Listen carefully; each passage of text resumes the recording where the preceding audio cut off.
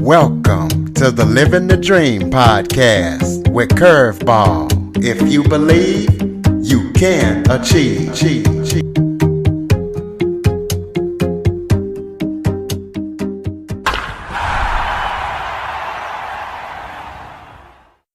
Welcome to the Living the Dream with Curveball podcast, a show where I interview guests that teach, motivate, and inspire. Today, I am joined by author Christina Stanton. Christina has a gift that no one wants because she is able to speak from the inside of the two biggest events or, hard events that have happened in the country within the last century, 9/11, and she survived COVID. She survived 9/11 as well. So we're going to be talking to her about her story and what she learned from the ordeal. So Christina, thank you so much for joining me today. Thanks for having me, Curtis. Why don't you start off by telling everybody a little bit about yourself? All right. Well, my basic information, I guess, is I'm from Tallahassee, Florida, originally. And after going to college, I moved to New York City at age 23 in 1993 to try my luck on the Broadway stage. So I wanted to give that a shot. And kind of in the process, I fell in love with New York City and just decided, I'm going to stay here no matter what happens with the acting career. And, it's an expensive city. So I had no job resume. And I found out that becoming a licensed New York City tour guide is not a bad way of supporting yourself in the city. And it kind of used my acting skills. So to be a tour guide in New York City, you have to pass an exam. And so I took that when I was 25 in 1995, and I've been a tour guide ever since. So at one point, I did drop the acting career, as fun as it was. I just moved on to other things that ended up being as important to me. And one of those things was being a tour guide. And I started off right away giving walking tours of the original World Trade Center site. And so I knew that very well and took thousands of tourists through the original 16 acres and up to the observatory and down to the mall. And yeah, that was just one of the places in New York City that I knew just super well. And I met my husband in 1999 and we still live there. And it's been kind of a crazy ride with 9/11, pretty much as a backdrop, about a year and a half after we got married. So, right now, we still live in the financial district. My husband works for a church called Redeemer Presbyterian. I did their missions department. I was the director of the missions department for a decade. And all of our roads pretty much lead back to 9/11, really. So whatever's going on in our life now, it has some tentacles back in that very important time for us. And so I wrote a book about it. I give tours of the 9/11 site. And those are just some things that kind of populate my world nowadays. Okay, we'll start off by telling us your ordeal with 9/11 and take us through the whole story and also how it links back to your life today. Sure. So like I said, tour guide, giving tours of the World Trade Center complex. And when we got married, my husband and I in 2000, he found an apartment for us in the financial district just 6 blocks away from the Twin Towers. And at first I was like, wow, that's a strange place to live. I mean, it's a business district, not really residential. But we had this wonderful 300 square foot terrace that faced the Twin Towers, again, just 6 blocks away. And, having a private outdoor space is pretty much unheard of except for very wealthy and very famous people, neither of which my husband and I are. So I was pretty happy to have that incredible view. And we moved into that apartment July the 7th in 2001. So just 2 months before the attacks. And that's really kind of where our firsthand account takes place, is the fact that we are residents of the district where the attacks happened in New York City. So that morning, I was asleep and my husband was awake when the first plane hit the North Tower, were so close to it, it actually shook our building. My husband knew something horrible had happened. He came and shook me awake and says, something awful's gone on. Let's go to the terrace. And we ran to our terrace and was just watching the flames leap out of each side of the building. And we were just completely shocked. I thought I was having some kind of a nightmare. I wasn't really awake yet. When all of a sudden, over my right-hand shoulder, the second plane came. My husband's done the math, just about 500 feet above us. It moved in about 2 o'clock or 8 o'clock. It just kind of turned a bit, and then it went into the south tower. And the impact of that plane hitting the south tower actually blew us back into our apartment and knocked me out on the floor. I woke up with our Boston Terrier jumping on my torso and my husband yelling. So, kind of in a crazed state, I remember just kind of hopping up and running out into our lobby floor, remembering what we learned as kids, that you're not supposed to take the elevator. So I ran down the 24 flights. My husband grabbed our dog and ran after me. We ran down the flights. And when we got outside, I kind of collected myself a little bit on that run downstairs. And I realized I'm in my pajamas with no shoes on. So we tried to get back into the building, and they said, no, we're only using the elevators just for evacuation. And but when we got back outside, I thought, no one cares what I am wearing or not wearing. We're in some kind of a crazy, alternative universe. So we walked a couple of blocks down to Battery Park just to clear the place where debris was falling, raining down from the sky. And it was there when the Twin Towers came down, which ended up not being a safe place for us. We were covered with dust and debris. We couldn't breathe because when the Twin Towers fell down, they crumbled into tiny little pieces, and we couldn't breathe and we couldn't see past about 7 or 8 feet. And that's where my husband and I said goodbye to each other. And it was a terrible, horrible kind of realization that, wow, I'm 32 and this is the end. And married a year and a half to my 35-year-old husband. And that's it. That's the end of that. And but we were evacuated by a boat. It was actually the largest boat evacuation in history, which is another kind of interesting story where how boats came together to rescue us all, because we were trapped down there in Battery Park. And then we didn't get back to our apartment for a couple of weeks for several reasons. We weren't allowed back. And, that just kind of put us down a journey that, again, it continues to this day. My dog almost died. We found out one of my husband's really good fraternity brothers died. And we started suffering PTSD right off the bat. And again, that just brought us down a journey that we never thought we'd ever be on. And we're continuing to this day. I actually interviewed, it was Michael Hinks, and he was actually in the towers, and him and his guide dog, his CNI dog, his dog guided him down all the flights of stairs, and they were helping people get out. I actually interviewed him. Oh, wow. What a neat story that is. Yeah, he had an office or meeting in there when it got hit. So you are. Remember what tower or what floor by chance? I think, if I remember correctly, it was like the 80th or something like that. He was on the opposite side of the building.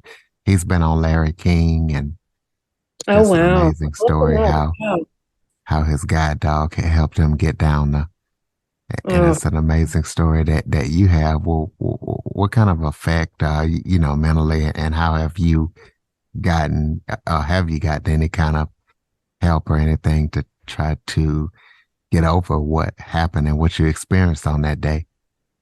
Such a good question. At 32, the psyche that I had at the time, just my worldview it was a happy worldview. It was very much like, I'm going to work for what I want, and then I'll get what I want. And that it's all up to me, and I'm in control of everything. And I have this wonderful husband, and together we're just going to take New York and the world by storm. And I have a bucket list of things and checking them off, and I'll continue to check them off. And, this really kind of punctured that whole outlook on life, that you're in control, that that it's all about you and what you want and how hard you work, because you kind of realize at one point, I'm not really in control, and it's not always a happy world out there. And it was a lot to take in at one point. And I did get I think it was 2 or 3 months of not sleeping. And again, my husband and I kind of processed PTSD in different ways. One way was I couldn't sleep, and another way was he couldn't stay awake. So yes, I did get some therapy that was very helpful, just because, again, I mean, one thing about therapy and one thing about PTSD is trying to make sense of something that was senseless, or try to wrap your brain around it. Because that's when you get into that kind of netherland of, I just don't understand life anymore. It's almost like I had to take all the ducks and realign them to be able to move forward. And that just did take me a while. Both of us couldn't work for a little while, but I have to say, I did rely on my faith. It's a new faith because I really didn't have any at 9/11. And that was so it kind of birthed a new desire for faith, even just to find out what faith is and what faith means. And so that was a desire that completely came out of 9/11. And certainly not only was that helpful, but that was something that ended up being very important to my husband and I in life, and something that was not important at all, and not something that even was a part of our courtship. So this was after the marriage, and we both kind of went in this one direction of never looked back, especially when it comes to faith. Well, congratulations on accepting Jesus as your Lord and Savior. Yes, for sure.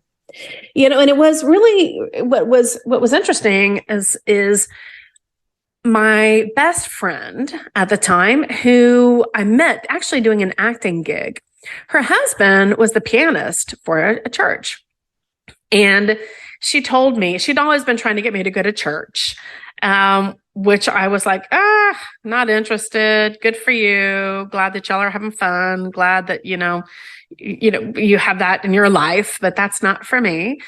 But what she said to me was, Christina, listen, you're homeless. You're paying lots of money to keep your dog alive in a vet, which we did actually pay a lot to get that dog alive, and we should have put the dog down, who did end up dying of 9/11 causes eventually. But that was a hard pill to swallow at the time. But she said, people around the world have given money to my church to help people like you. You need to go to my church, and you need to tell them, that you need this money because you're a 9/11 victim. And I can't even tell you, Curtis, how many wrongs I kept saying. Wrong. Like, I am not a victim. There are people who are hurt worse than me. I do not need to go to a church that I've never been to and don't belong to. I don't need money. We're going to be fine. We can work. I don't even see a scratch on my body. It was just like all kinds of wrong. And now that I'm looking back, a lot of that was pride. I had given money to charity in the past. I had certainly never been a recipient. And it was also kind of hard to wrap my brain around like the idea of survivor or victim. Where do I fit in, in that spectrum, or do I fit in at all? So I was still kind of sorting that out. But you know what I did? I did go to the church, and I'll never forget how they had received so much money that they had actually hired social workers to be able to deal with it all. But they handled this so well and so lovingly. And I remember it so very well that it just sparked, I was like, an interest in church, in this particular church. I was like, well, that was lovely. That was so dignified and humane. My husband and I started going to church there. And then lo and behold, we started working there. And that has been our life ever since. But the interesting thing is that it took an outreach program, kind of when we were at our lowest, to draw us into faith and to point to Christ. And you know what, Curtis? We were not given a hand up We were given a handout, but that handout led to a hand up, and it led to Christ. And so, I know it's not a popular thing nowadays, handouts versus hand ups, but it worked for us. And it was a tool that God used to draw us to him. Hey, whatever it takes to get the job done. Yes. Let's talk about your ordeal with COVID, because you had another, I guess, near-death experience. So take us through that and how you made it through that. Well, I'm going to go ahead and equate that with 9/11, because you might have heard that when the Twin Towers came down, essentially they produced a toxic mixture of all kind of things, from the fuel to concrete to asbestos to sheetrock to human flesh. I mean, you name it, but it's caused over 70 different cancers in people's bodies as a result of breathing in this toxic mess. And we have not been spared from having some health issues related to 9/11. So I remember at the beginning of the year, 2020, when there was some loose talk about some virus coming down the pike. My husband and I remember something called the World Trade Center Health Registry that monitors our health, and we get a lot of updates from that club that we would have preferred never to have been in. That one of the updates was, if you live through 9/11, you have a compromised immune system, and you might want to steer clear of this virus. Do what you need to do to get yourself safe. Well, my husband and I live in New York City. We live in the financial district. We've always lived there, and so we kind of took that to heart, saying, "Hey, we might need to steer clear of this however we can." Well, my husband's job, because of the virus, went remote. My job kind of went away as a tour guide. And in the early May, I think it was around the 13th, we flew down to Florida. We intended to kind of chill out, wait for this thing to pass. Thought might take a couple of weeks, and then we'll just come back and resume our lives. Well, either we got it in New York and flew down with it, or we got it in the plane flight on the way there, or we got it as soon as we landed. But as soon as we got to Florida, we tested positive, and I was put in the hospital. And it turns out I was hospitalized twice and told I had a 50% chance of survival. And I still, to this day, especially in retrospect, that I really did barely survive that. It was clear it wasn't my time to go, but it was pretty close. But, when I think about that time and in the hospital, both of the times that I was there, when I was very, just cognizant that this might be it for me. This might be my last moments. I just remember thinking, I'm just so glad God is with me during this calamity.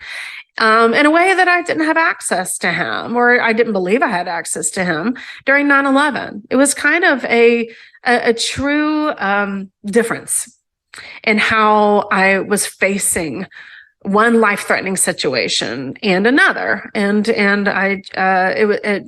having faith made all the difference.